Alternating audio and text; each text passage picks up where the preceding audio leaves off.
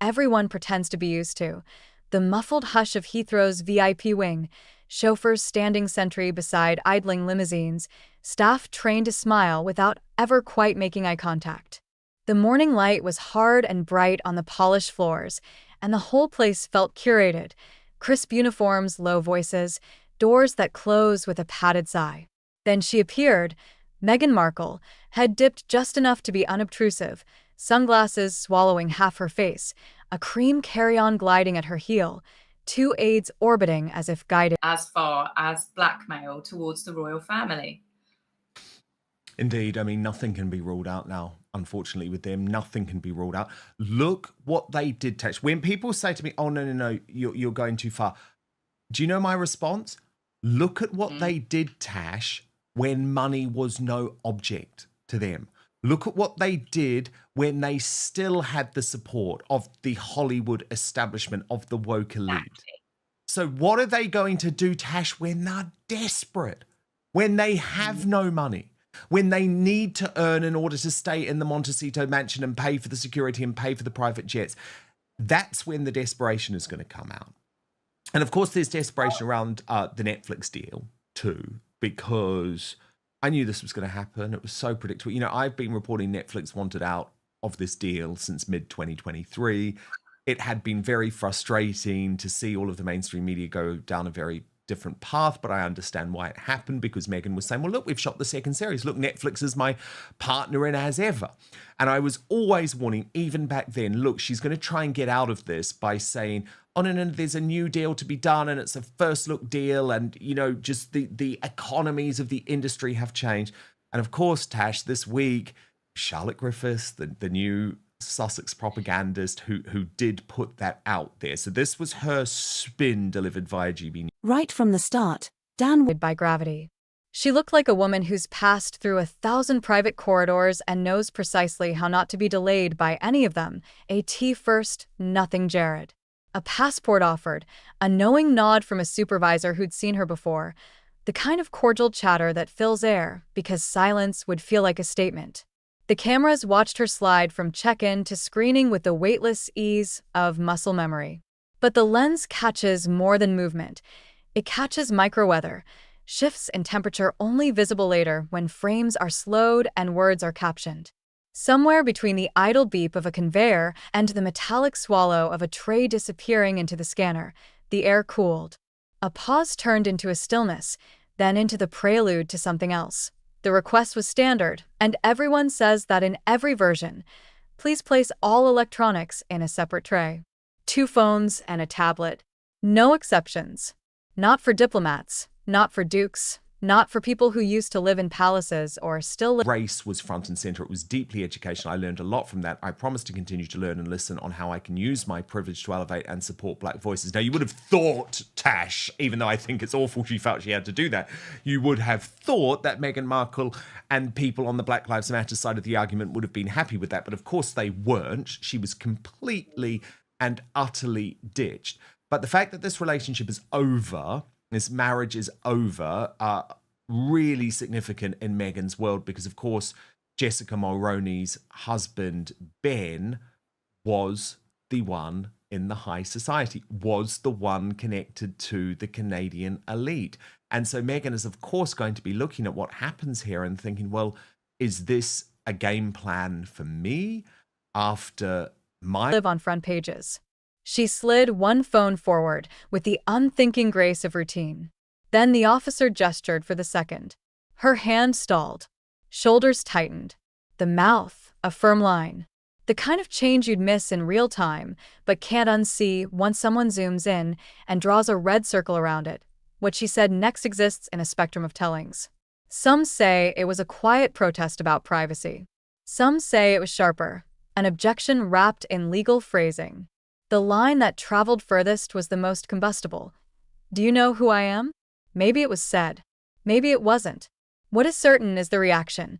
A supervisor arriving with the withering calm of a person who spends their life dissolving sparks before they become fires. A diplomatic liaison stepping into orbit. The invitation toward room 9, the place rumored to be where protocol meets pressure. She didn't move at first. She held the officer's gaze. The aides said nothing. The radio chatter thickened. The VIP lane paused like a held breath. Then the procession shifted down a quiet corridor into a white room with a chair that scraped the tile and a camera that hummed as if it knew it would be famous later. The recording began with pleasantries that were only polite on the surface and, according to those who claimed to have heard it, soured by the minute. "You can check the case, not the drive," she said at first, controlled, civil. "Protocol," replied the officer, as if the word itself were a badge. "That phone holds privileged correspondence," she countered, and the air dropped another. Breaking right now. The British MSM might be deciding to propagate Prince Harry and Meghan Markle's ludicrous messages, might decide that Prince Harry and Meghan Markle are the good guys and Prince William and King Charles are the enemy.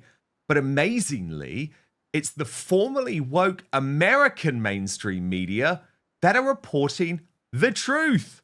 Look at this exclusive from Radar Online, revealing feelings inside the royal family about Harry and Meghan's so-called peace talks and describing the pair as broke, begging con artists.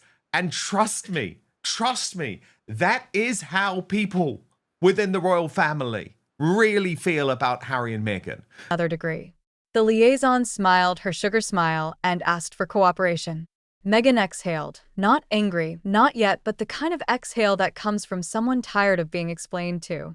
"I've cooperated for 5 years while strangers with badges pick at my life.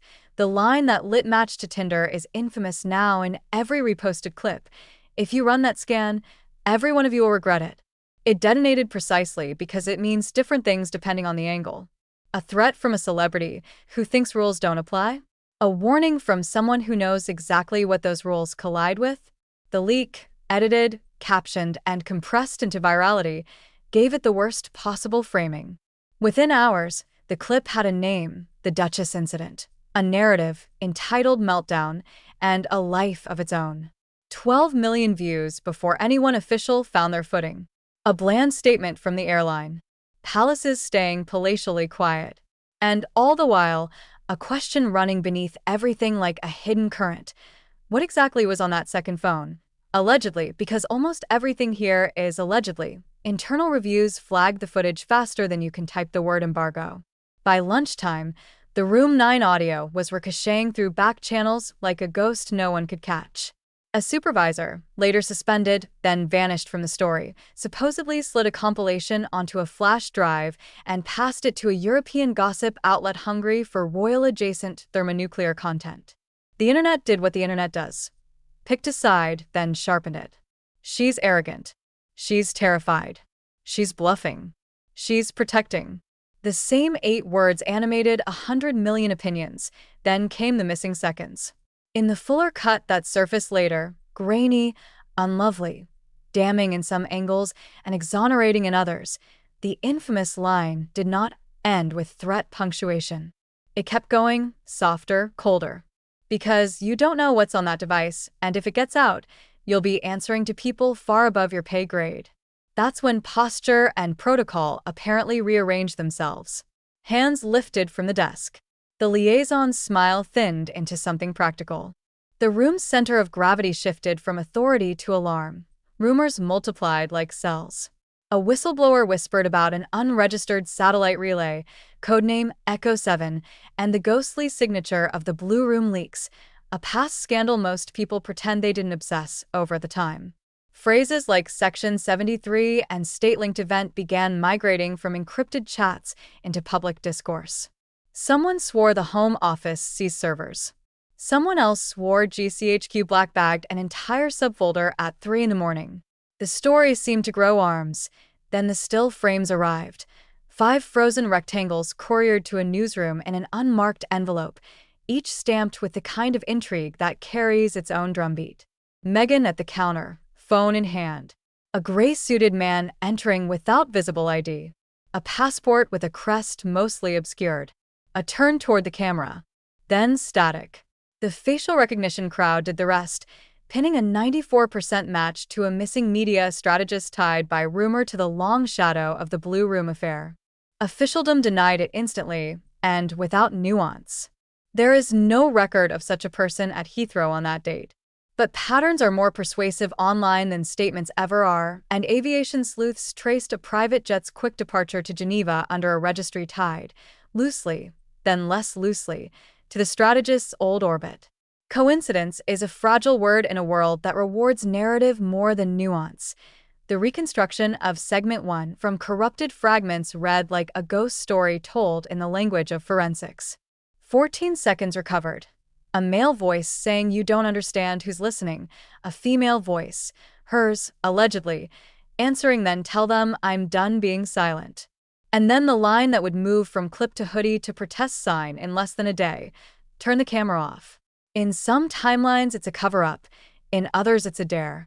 In all, it's gasoline on already bright flames. Room 9 stopped being a room and started being a concept.